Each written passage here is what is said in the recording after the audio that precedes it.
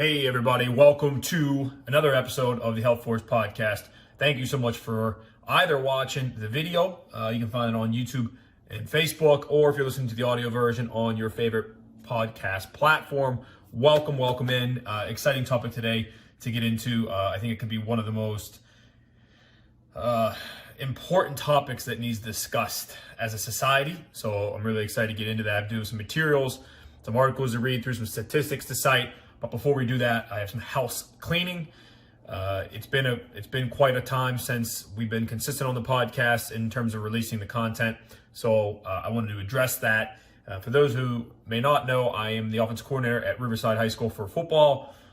This is my first season doing that. I've always been just an offensive assistant, and I extremely I underestimated the amount of time that a role and position like that truly acquires. And for someone like me, that is a responsibility that I don't take lightly. You know, I don't just coach just for the recognition, for the title or anything like that.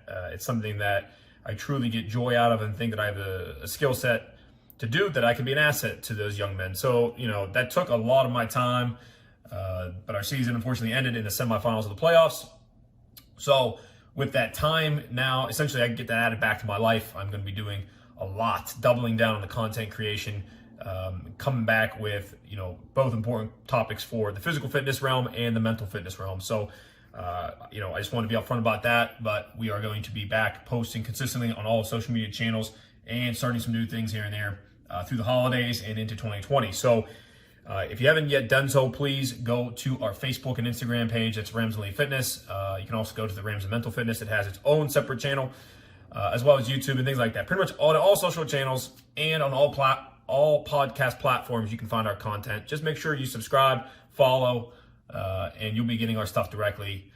We'll also be trying to start up some email content as well. Email's an interesting idea. I think, things are cyclical, right? So things come and go, and email marketing and email content was beaten to death by a lot of companies sending you coupon codes and here's on, like these salesy emails.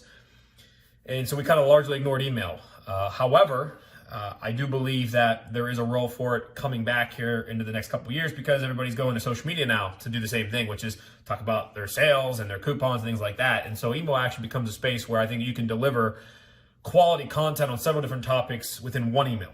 And you don't need to send an email every day, and you don't need to do that. So that's something that we're going to be starting up. So if I ask for email addresses in the future, that's what it's for, to be able to deliver our content more concisely to you, instead of having, because we do release different content pieces for different platforms and social media. We don't just do one piece of content and just distribute it to all, 7, 8, 9 platforms. We try to make content specific to each.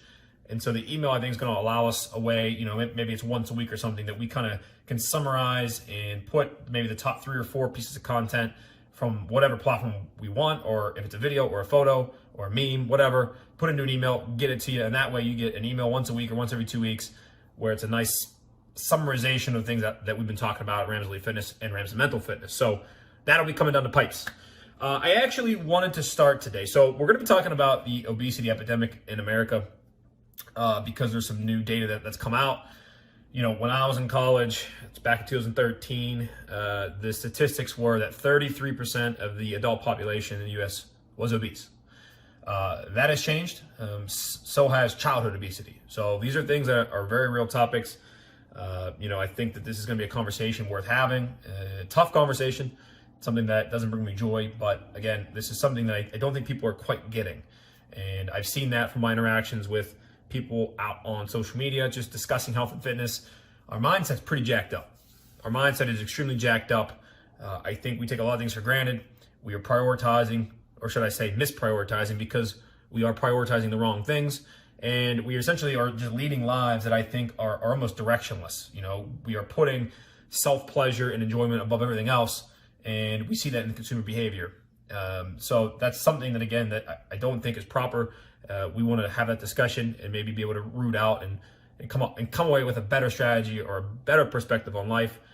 And then the last bit is the obsession around short-term thinking and short-term results at the expense and the sacrifice of the long term. So almost every single solution for the fitness industry right now, people are competing on short term. So the videos you're watching, the products that you're seeing, the marketing that is being fed to you is all based around how fast something can happen. And so now everybody's competing and trying to get to be the fastest. And so now, you know, I've seen things as ridiculous as saying 60-hour results. You can lose 5 pounds in 60 or 3 pounds in 60 hours or what have you. And again, that's completely the wrong mindset. Both, I think, from a business ethical standpoint, because they're just come up with claims to sell a product and make money at the expense of the client. And then I just don't think that is how somebody's going to actually achieve success in fitness, is by looking at a 60-hour window and essentially, living or dying off of how much weight they lose in that short-term window, especially when it's at the expense of the long-term. You know what I mean? So this is a conversation we're going to get into, but interestingly enough, before we get into the meat and potatoes, I wanted to share a video. I think it's like 3-4 minutes. Okay, bear with me. I'm going to play it uninterrupted, the audio from the video. Okay, I'm going to play it uninterrupted. So for those on the audio, you'll just get the cut of it coming in here. I'm going to shut up and not say anything. If you're on the video watching, what I'll probably do is I'll probably just black the screen out so you ain't got to stare at my ugly mug for 3 or 4 minutes. And then we'll get back together and discuss it. But again, this is something that I came across this morning during some meditation. I try to meditate every day, 5 minutes. It's something that I'm experimenting with to try to figure out what I think is going to help best work for me. And this was something that I came across during that meditation study today. So I want to share it with you because I think it speaks exactly to the topic that we're going to be getting into today. So without further ado, let me grab my other laptop here. This is a video off of YouTube. It's off of the Sadhguru channel. This is an actual individual. I think it's kind of like his, I don't want to say entertainment name, but it's his name that he's known by, Sadhguru, spelled S-A-D-H-G-U-R-U, Sadhguru. It's I don't know if he's being clever with the name, but nonetheless, it's an appropriate titled name.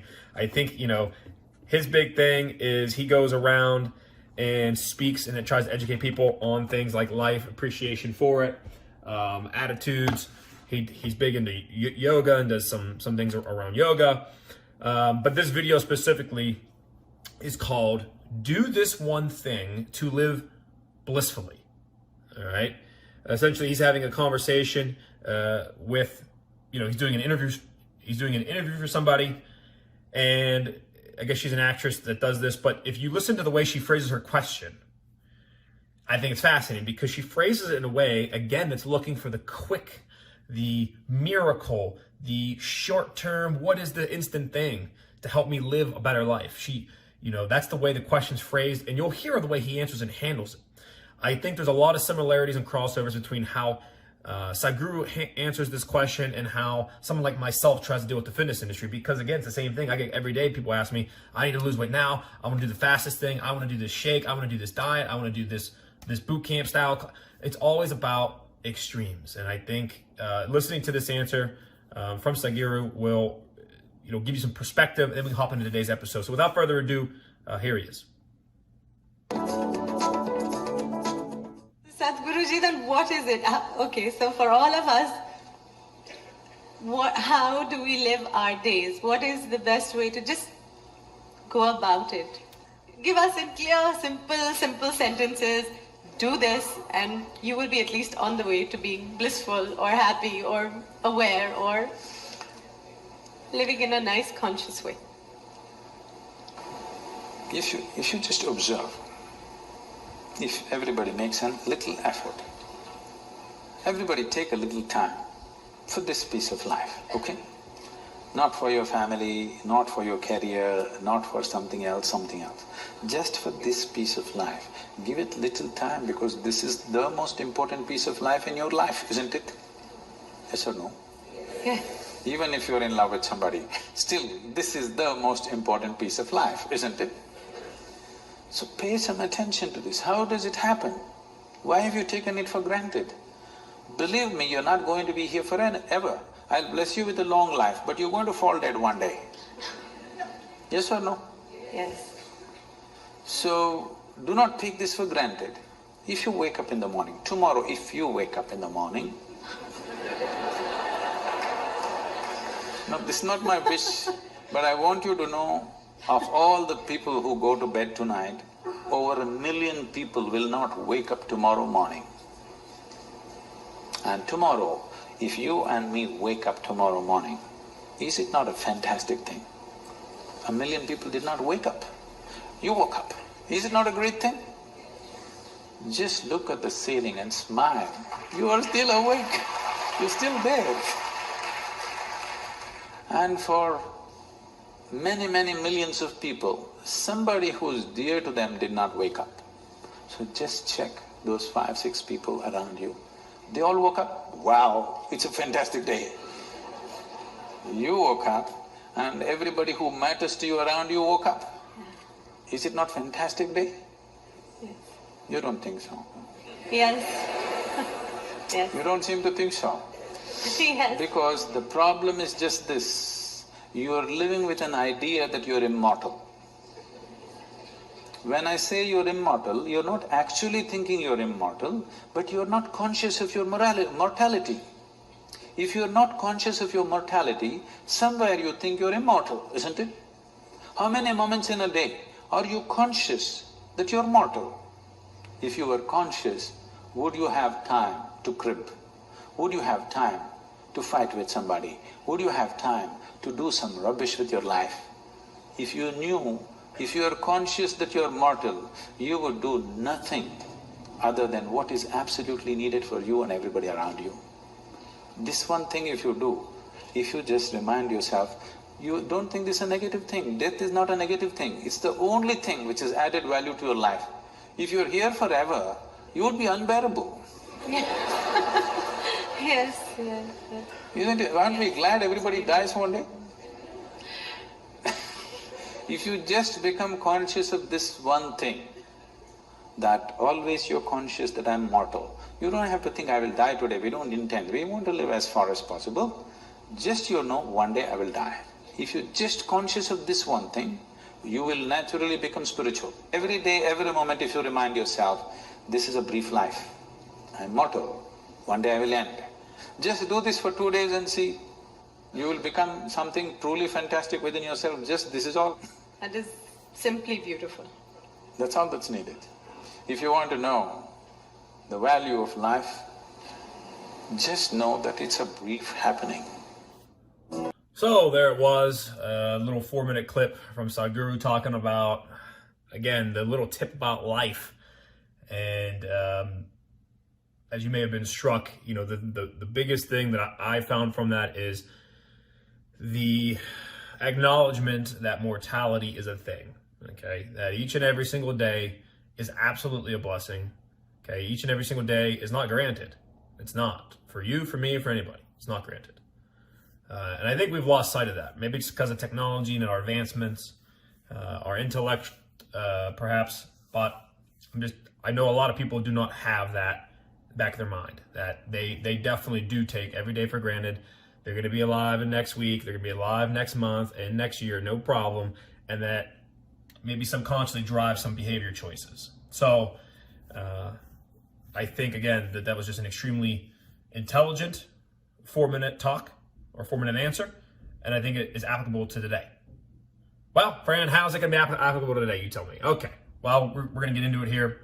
We're going to talk about, again, the obesity rates of our adult population in the United States and what that means at large and what we should do about it. So without further ado, I open a website, tfah.org. It stands for Trust for America's Health.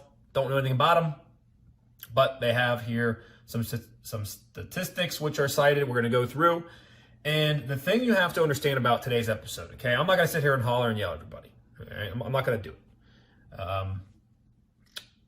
But when you look at the statistics, it is extremely clear that the majority, a large percentage of our adult population do not prioritize their health and fitness. They might say they do, okay? They might say that. But when you look at their behaviors and when you look at the outcomes, we're not there. We're having a disconnect. And I do think what Sadhguru said applies, where people are assuming they're going to be healthy, that fitness really isn't a necessity for them.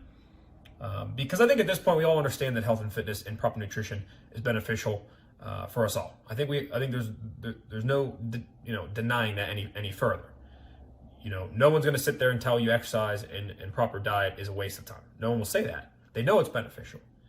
But then when you analyze the behaviors, they don't incorporate that into their lives. They hardly do anything. Most people can't exercise. Most people don't stick to diets long term.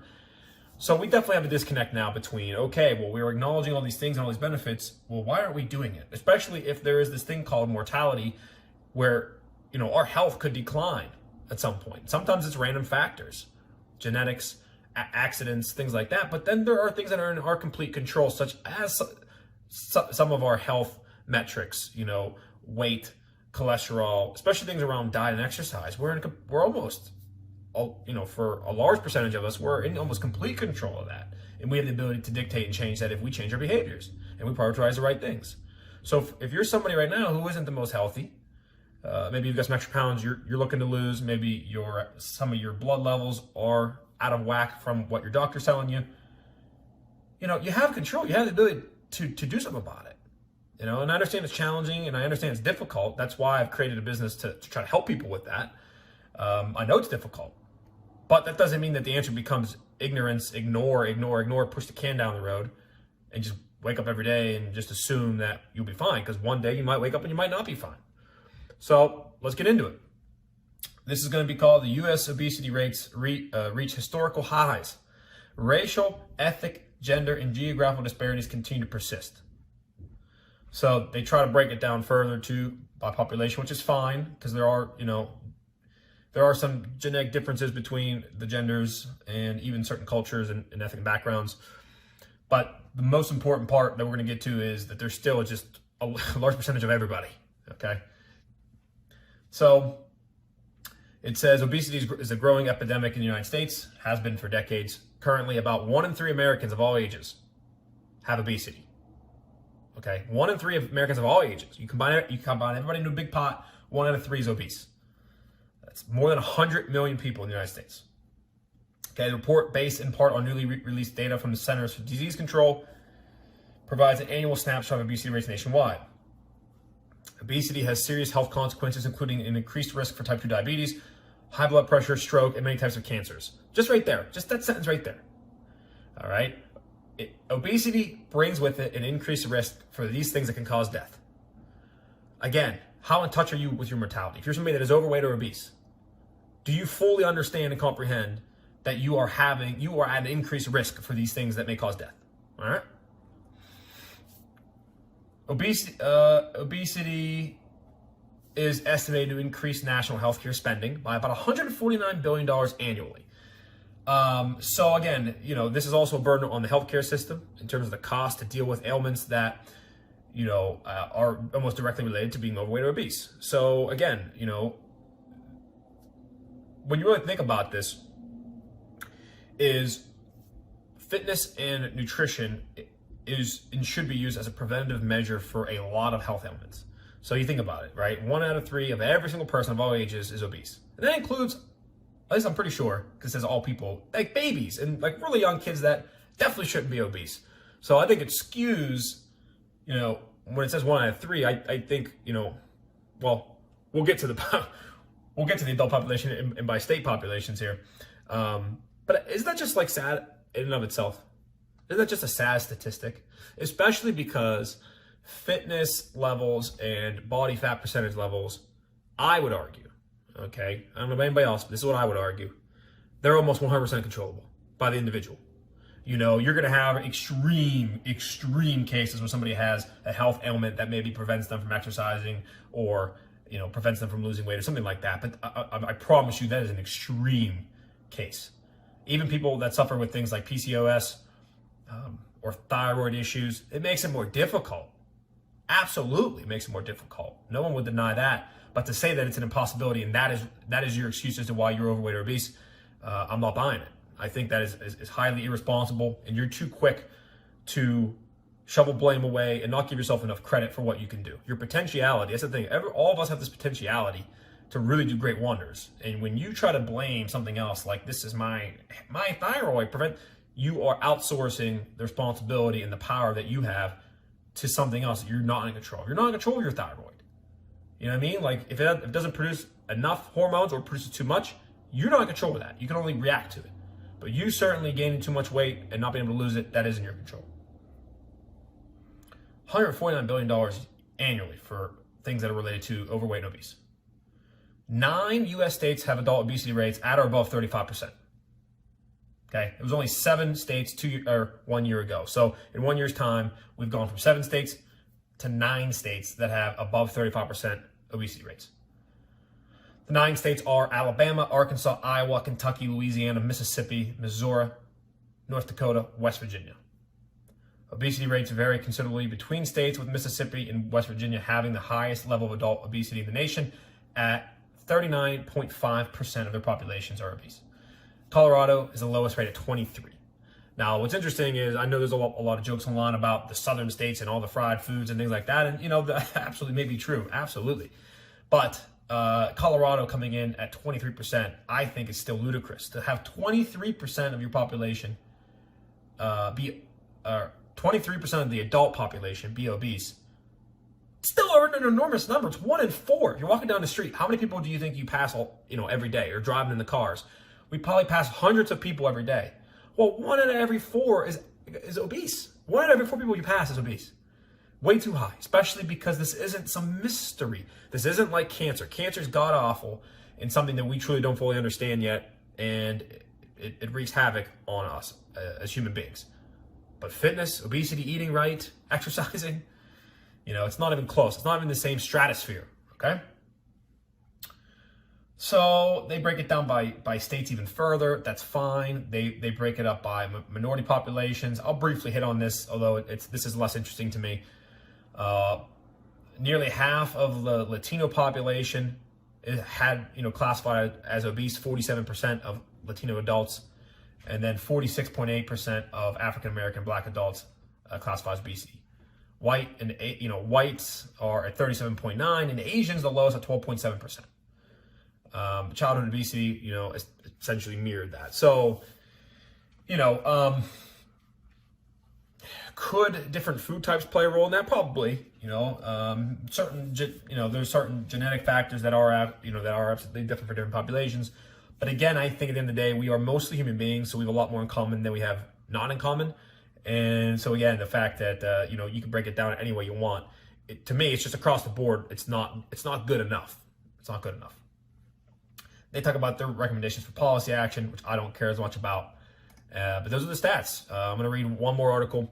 This is from usnews.com. Obesity in America, it's a public health crisis. This is from September 19th, 2019. So a couple months ago. Written by, I'm going to give credit here, Caitlin Newman, staff writer, US News. Obesity has become a public health crisis in the United States. The medical condition, which involves having an excessive amount of body fat, is linked to severe chronic diseases, including type 2 diabetes, cardiovascular disease, high blood pressure, and cancer. Causes about 1 in 5 deaths every year in the United States. Nearly as many as smoking. Okay? And that's something, again, that I've talked about in the past, but you have this category of death, at least in the United States, it's called preventable death. Okay? That's a type of death. Number 1 for preventable death, the number 1 cause in our country is smoking. Smoking kills the most people, and all they have to do is stop smoking. So therefore, it's classified as something that can be prevented if the person just wouldn't smoke in the first place, or quit once they get going. Number 2, right behind it is obese. Being obese, having obesity, dealing with the ramifications of that, the increased risks for all of those, those negative health consequences. That leads to deaths. That ranks number 2 right behind smoking. It's a real thing. Like, I don't know what to tell people anymore. That is a real statistic. We have people that literally die when they should not die early because they don't take care of themselves. That's essentially how I translate that statistic to real world talk. Hey, we have people that smoke. If they didn't smoke, they wouldn't die as early as they do. That's the most common. But then people are out of shape and overweight. They're dying. That's number 2 on the list. I despise that we even have something called preventable death. Again, it comes maybe to that appreciation of life that we heard, to start the podcast. Maybe this needs a mindset shift around just having some appreciation that every single day you're not guaranteed to be here, nor your loved ones. And that's something that I think too is vastly important. It's one thing if you sit here and say, well, I don't care about my fitness. And that's fine. You don't need to have a 6-pack. right? Like you don't, like there's definitely this middle ground between obesity and six-pack model. You know, you don't have to be either end. You can be in the middle and be someone that's fairly fit.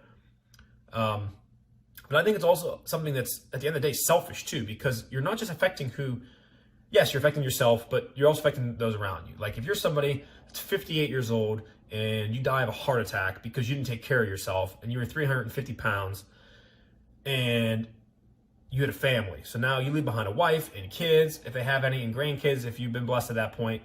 These are all people around you that now suffer because you decided to not really take it serious and make it a priority of your life. Which is just real talk. You know, people can hate on me all they want for saying that that's really insensitive or that's a scare tactic. It's not. We have the data that happens. This is what's happening. People are dying too early from things that they can prevent. I want to continue on with the article a little bit. They talk about the financial cost. That to me, you know, again, isn't as interesting. There is one stat that I wanted to read. Let me find it real quick here. There was an estimation that our adult obesity rate could actually be as high as 39%, 39.5%. So that's 40%. So we're kind of in this range here between 35 and 40% of our adult population is obese.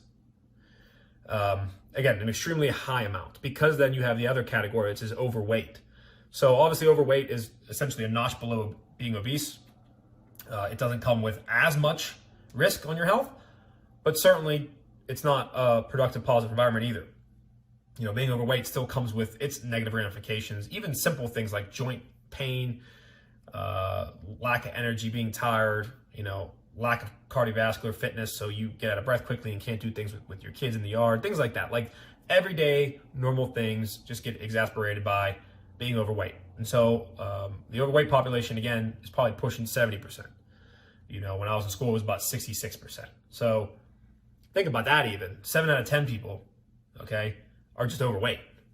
They're not obese yet. They're overweight. Again, these are just things that, to me, it doesn't have to be this way. It doesn't have to be this way. So then they go on and on about, well, maybe we should tax sugar. That should help. Maybe we should start some programs. They talk about what's obesity and how's it diagnosed. It says, how is overweight being different from being obese? So in case you weren't aware, obesity has to do with having too much body fat, identified with a body mass index of over 30 or more. Being overweight can involve having too much body fat,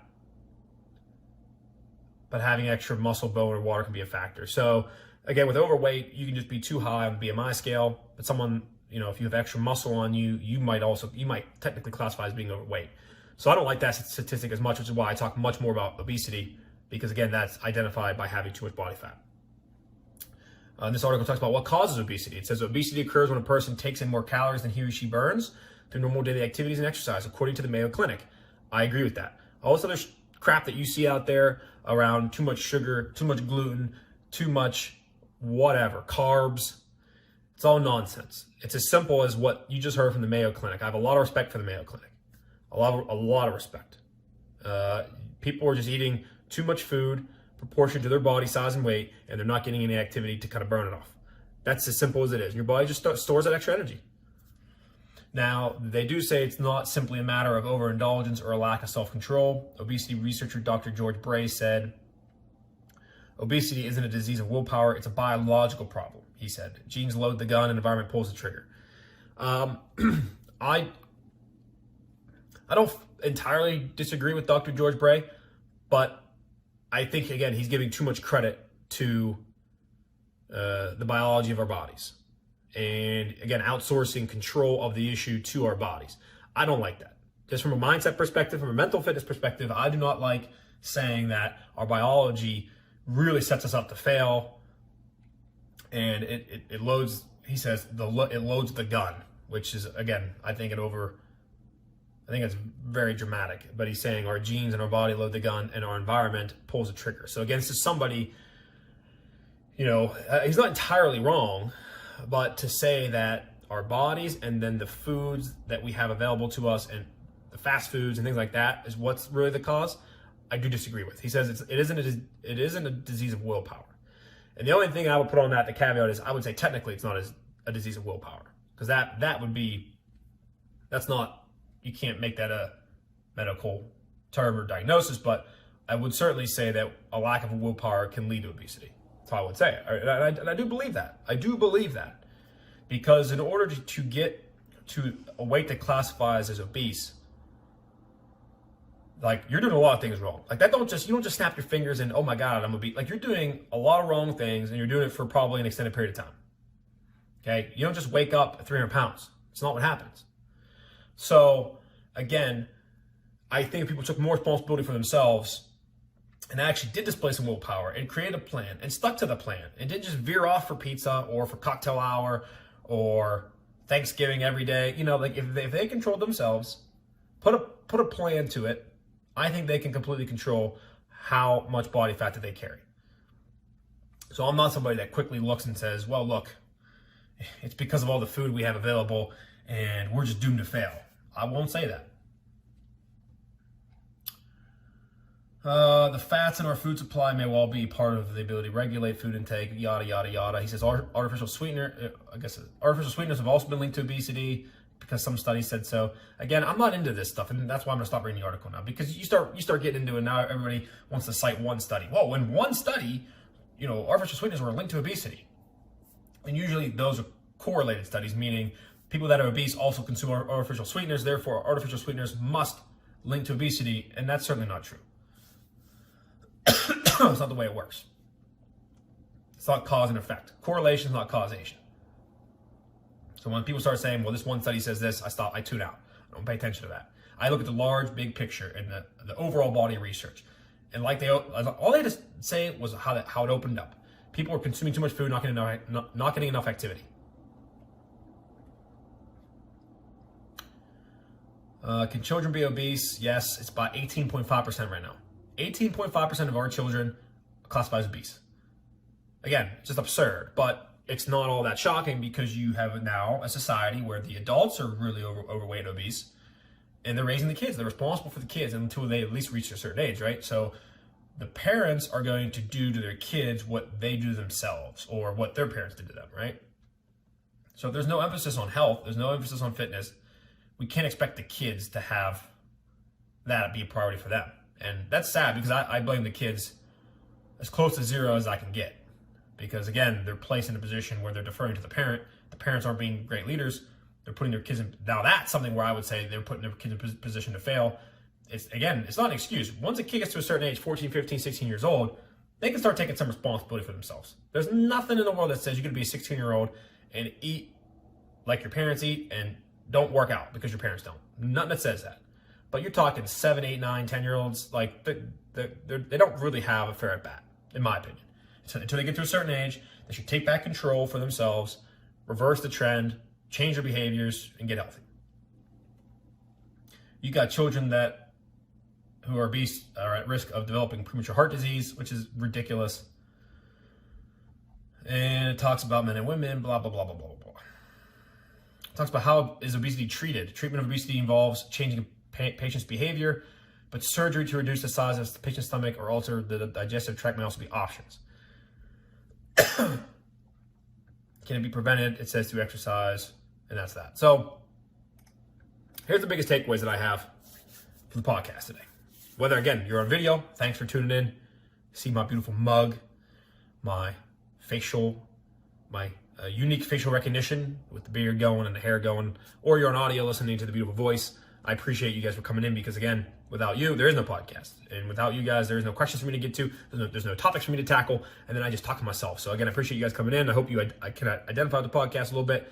And whether you agree or disagree, the biggest part about this is engagement. And if we're able to create an environment where we can have conversations and comments and debate and discuss things, that's what leads us to change. We don't just change if you just hear the podcast, oh, yeah, he's right, and then go to Pizza Hut. You know what I mean? So if you want to engage on this topic or any topic around fitness, nutrition, supplementation, and health, again, hit us up on social media. Any of the channels, we're on all of them.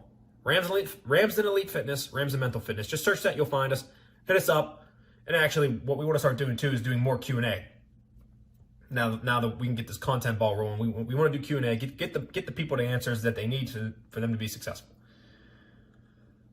I also have a cough too. I had a scratchy cough, so me talking for 35 minutes. is acting up a little bit. But here are the biggest takeaways. Okay, the biggest takeaways are we as a society and a population are unhealthy. Large part unhealthy. Why? Well, I think it's because we're misprioritizing the wrong things. We are definitely prioritizing things like getting married, buying a house, going on vacations, career advancement, happy hours, going out on the weekends, entertainment, concerts, sporting events. These things all take priority over yourself. They all take priority over your health and your fitness. And how do I know that? Because I look at people's behaviors, I look at their interactions. It's what I try to do for a living right now. I try to really understand what's going on in society and how can we induce change for the better. And people's behaviors tells me that those things are more important. It doesn't make it right. Doesn't make it right, by all means. It doesn't mean you need to go to the other extreme too, which is remove all entertainment and only work out all the time. Right now, I'm probably working out most days of the week 40 minutes. I get up, I drink my pre-workout, I go to the gym in the apartment, which doesn't have, again, crazy equipment. Like, there's no barbells here. I trained for barbells for the last 3 years that are old, probably more than obviously, probably like the last 10 years of working out. I've always had access to barbells, whether it was in college at the gym or when we joined the gym, there was always barbells. Well, we moved to an apartment building.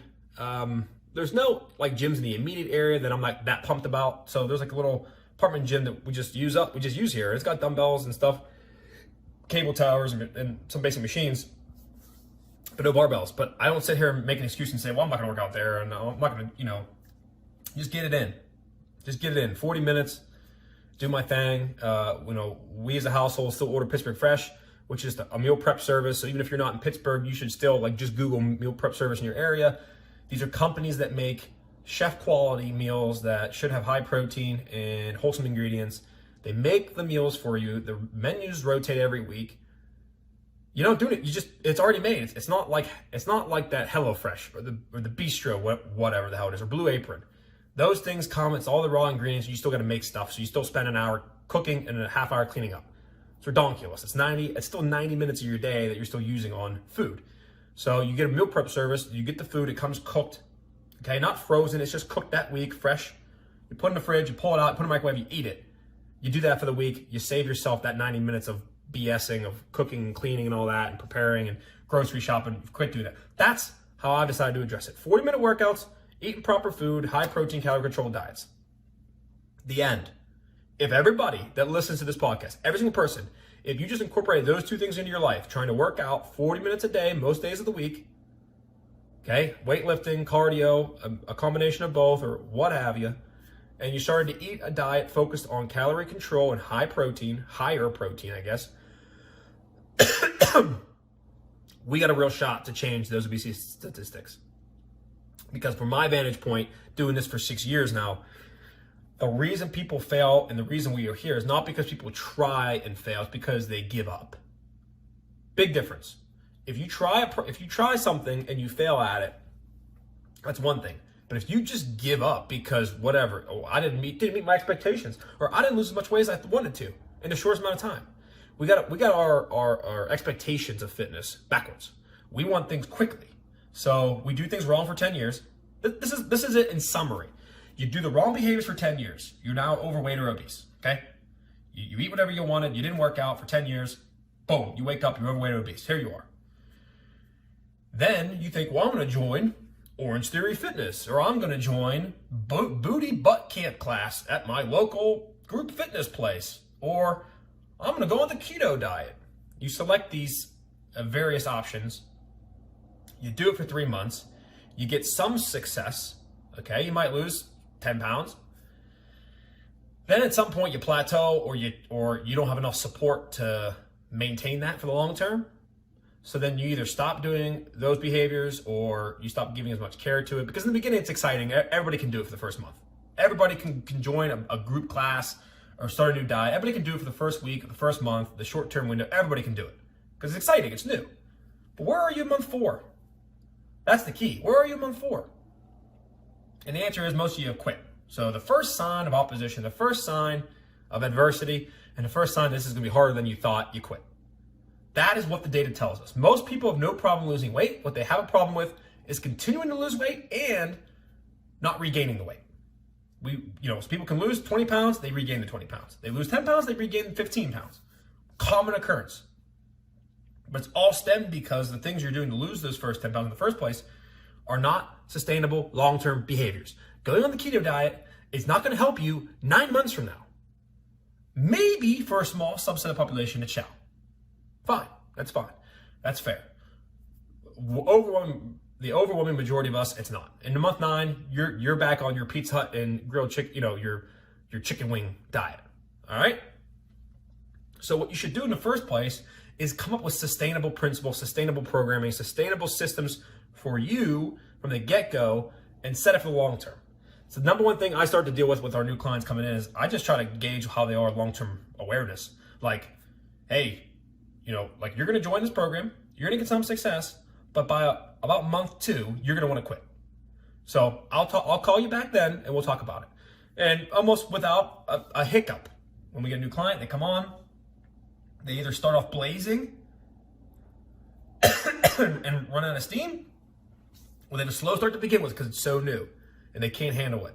And then I'm getting a call or a text message around week 6, 7, 8. Hey, I don't know if this is the right program for me. And it's all just, and again, for me, it's like in one ear and out the other because I've heard it so much now. I don't take it seriously like, oh, you're right, maybe it's not for you. I just know essentially it's a cry for help. It's a difficult process setting up these new things in your life that you're not used to and doing and following it. And we are so flexible. Like, that's the crazy part, is we're not even having people do crazy things. We're just trying to get them to exercise 4 days a week at least and try to eat a calorie controlled diet. That's it. And people want to quit because we are trained that when we have adversity, it's easier to just stop, or we don't want to deal with it. And so I'm always having these conversations around week 8 that's like talking people out of it. Like, no, this is normal. Everybody does it, does this. And then, so you can still quit, but then you're not going to experience success. Or you just keep going, and trust me, 5 months from now, you'll be happy. And so, obviously we have a split some clients today, so people go. But regardless of what you're doing, any sort of program that you join, or just if you're creating your own, you've got to create sustainableness to the point that you're looking a year from now. Are you still doing what you set out to do 1 year from now? If the answer is no, you did it wrong. You set it up wrong. You didn't give yourself enough tools to be successful. Try it again. If you are still doing it, congratulations, you've created a sustainable system. To wrap up this podcast, I'm going to give you a couple things that you should just build in, whether you're doing it on your own or you want to join up a program like ours at Ramsley Fitness. We have a couple options for, you can just go to ramsleyfitness.com, scroll down, it will have services list at the bottom. We do online training through the mobile app. We do virtual training where there's some sessions done with a trainer through the computer or through your mobile phone or your smart TV. And then we have the in-home person stuff if you're in Pittsburgh. It's the same system. It's just 3 different ways to consume it and different levels of interaction with with us and our staff. The more interaction, the more it costs, pretty much. But the system's the same. So here it is. I'm going to give it to you. This is what we implement with our clientele. Again, feel free to do this on your own, or if you need help, then you hit us up and we will get you in our program. So here we go. Number 1, create exercise routines that are simple and last, I would say, 35 to 50 minutes. That is not some huge burden of your time. So if I hear anybody else in this world come up to me and say, I don't have time to work out, I'm going to reach through this phone, I'm going to grab you, I'm going to punch you. Okay? Not for real, because I ain't trying to get in trouble for being violent, but you understand what I'm saying. It's a metaphor. It's a metaphor. All right? Nobody can come up to me and say they don't have 35 minutes. If it's a priority for you, you'll find it 35 minutes. That's the end of that conversation. So don't make me reach through that phone and grab you. All right? Don't be saying that stuff. What you can say instead, here's a little tip. If you feel like you don't have time, what you should say is, I actually don't prioritize 35 minutes to work out. I'd much rather go to the bar and drink a couple craft beers. Start saying that from now on. Start telling people what you're doing with your time. How come that always gets mixed out? If you don't get time for exercise, fine. Just tell us what you're prioritizing over it. And don't just say work and family. That's stupid, because you go home, play Call of Duty, and drink Mountain Dew. That ain't family time. Just because your family's in the house with you, that ain't family time. So that's first and foremost. Workouts 4 days a week, at least. Weightlifting, for sure. If that's all you did, fine, that works. Second thing, when you download MyFitnessPal, it's a free mobile app. It's free. It has all this data in it already. You don't got to do anything. You grab your phone, you point it at a barcode on something if you're eating with a barcode, you scan it, it goes right in. It knows the calories, the protein, carbs, fat. It knows it all. It goes on to your journal, and then it subtracts from your daily intake. Setting it up can be a little tricky, so I really can't give exact advice on here, but there is a way to do it. Message us, we can help you on it. But we set up our clients on all that custom for them because it is different for everybody. Don't follow what it just says, okay? You do need to find some nutrition calculator to figure out how many calories you should be eating per day. Anyways, you go on there, you record all your food. If it's a food that doesn't have a barcode, like a banana, there's this cool thing called a search bar. You type in banana. It comes up, it says, oh, well, small banana, medium banana, big banana. Just take a guess. Medium banana. How many bananas did you have? I had one medium banana. Boom, it goes right in, and it knows, again, all the statistics. It's the easiest thing since sliced bread, and I can't believe there's people out in the fitness industry that complain that this is so complicated or so hard to do. It's not hard to do. Pittsburgh Fresh, when I order Pittsburgh Fresh, the meal prep service here in Pittsburgh, I get a container of food. Okay? I get a container of food, and it tells me how many calories, protein, carbs, and fats are in there. Well, you know what I do is I add it as a food. So if I have chicken Romano and green beans from Pittsburgh Fresh, I go on FitnessPal, I click add a food, I put Pittsburgh Fresh, I put chicken Romano and green beans, one serving, and I put in the stats. It's saved for forever. So if I have chicken Romano 5 weeks from now, I can just search Pittsburgh Fresh chicken Romano, and there it is. Wow, what are the odds? It's the easiest thing ever, and you need to start doing it. Develop that habit, and then just eat up to your calorie goal every day, and don't go over. Sustainable. Protein. You should have 1 gram of protein for however much you weigh. If you weigh 180 pounds, try to eat 180 grams of protein. It's really hard to do. You got to get protein powder. If you don't buy protein powder, you're probably not going to reach that goal. It's a lot of food to consume 180 grams of protein. Protein powder is easy. 1 scoop is about 25 to 30 grams of protein. So if you're having 2 scoops a day, there's already 50 of it. You're like a third of the way there. So, and again, then for the rest of your diet, prioritize meat choices. You know, for all the meals from Pittsburgh Fresh, every serving is about 30 grams of protein or so. So again, if I'm having that 2 or 3 times a day, I'm having some protein bars and having some shakes, I'm hitting my goal of 200 grams every day, okay? And then the last tip I'll give you is your mindset. Set it up so that it's looking at the long term. Quit caring about what happens on your next weigh-in. Why do people care so much about one weigh-in? Every individual weigh-in is this monstrosity of an emotional whirlwind. Quit doing it. Just go in there. It's a piece of irrelevant, it's relevant data, but what I mean is the results are irrelevant in a 1 week vacuum. Just go in there every week, put the damn number into, you know, wherever you're recording your weigh-ins. For our clients, it's the app. You put it in, you weigh in. But if you're in a notebook, whatever, you just look at it and then look at 3 months of data and see if it's up and down, if it's straight up, straight down, and then you can make changes from there. It's just data, but the data really gets value over time, not short-term window. Also change your expectations and any sort of behaviors that you're doing. Try to root out the ones that are for short-term stuff. So if you're going to sit there and say, I'm not going to have any more alcohol. Yeah, well, that's great. And certain people can do that. But if you're somebody that consumes alcohol on the regular now, cutting it out entirely is almost a bad idea. You're not going to, you just, like what happens the first time when you cave in? Now all of a sudden that rule goes out the window or what? You know what I'm saying? Most people can't. So don't create rules for yourself that are so extravagant or so restrictive. Don't say I'm gonna cut all carbs. I'm never eating bread again. I'm never eating fruit. I'm never eating candy again. Don't do any of that. Just go short term and say, I'm just mostly not gonna eat that much bread. I'm mostly not gonna have candy. I'm not gonna have that much candy. I'm not gonna eat that. I'm not gonna drink that much soda. You can control rather than restrict. All right. Hopefully you guys found some value today on the podcast. Take those tips at the end, okay? Mash it up. Put it into what you're doing. Talk to us about it. Tell us your tips, what you like. Comment below. But this is something we got to get straight away, you know. And if you had a hard time watching this podcast or listening to it without cringing, I'm sorry, but it's the absolute truth. Again, fitness is the best fountain of youth that we have to date. It is. It's the best preventative medicine that we have. As far as I'm concerned, fitness is medicine. It is medicine. And y'all need some prescriptions, because whether you want to do it on your, that's the thing. I'm not even here trying to be a salesperson. Like, I don't care.